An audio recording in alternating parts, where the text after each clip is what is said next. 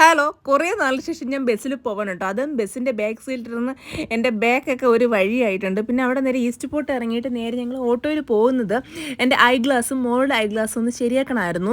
അപ്പോൾ അതൊക്കെ മോക്കൊന്ന് വാങ്ങണമായിരുന്നു. അപ്പോൾ അതൊക്കെ നോക്കുകയാണ് കേട്ടോ, ഏതാ നല്ലതാണെന്ന് അറിയാൻ വേണ്ടിയിട്ട്. അപ്പം മോനും ഒന്ന് വെച്ച് നോക്കിയായിരുന്നു. പ്ലെയിൻ ഗ്ലാസ് ആണ് കേട്ടോ. അവൻ ജസ്റ്റ് വെച്ച് നോക്കി. പക്ഷേ എനിക്ക് ഇഷ്ടപ്പെട്ടു കേട്ടോ. അവന് വെച്ചിട്ട് നല്ല ചേർച്ചയുണ്ടായിരുന്നു. അങ്ങനെ പിന്നെ 2-3 സെലക്ട് ചെയ്തു.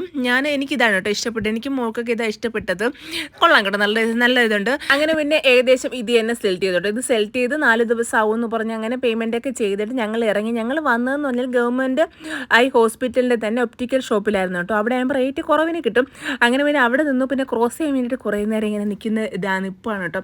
നല്ല തിരക്കായിരുന്നു. എന്തോന്ന് ക്രോസ് ചെയ്യാൻ പോലും പറ്റാത്ത തിരക്കായിരുന്നു. അങ്ങനെ റോഡിൽ തന്നെ കുറേ നേരം നിന്നും ക്രോസ് ചെയ്തിട്ട് നേരെ ഫുഡ് കഴിക്കാൻ വന്നു. ഫുഡ് കഴിക്കുന്നതും ടാസ്ക്കായി പോയി കേട്ടോ.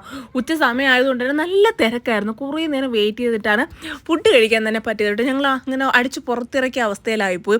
പിന്നെ വേറെ ഇടത്തും പോകാൻ തോന്നിയില്ല. പിന്നെ അവിടെ തന്നെ കുറേ നേരം ഇരുന്നപ്പോഴത്തേക്കും ഫുഡ് കഴിക്കാൻ കയറി. ഇത് കണ്ട് നമ്മുടെ ബ്രാസിൻ്റെയോ ചെമ്പിൻ്റെയോ അങ്ങനെ എന്തൊരു ഗ്ലാസ് ആയിരുന്നു കേട്ടോ. നിങ്ങൾക്ക് എന്തെങ്കിലും അറിയെങ്കിൽ പറഞ്ഞു തരണേ.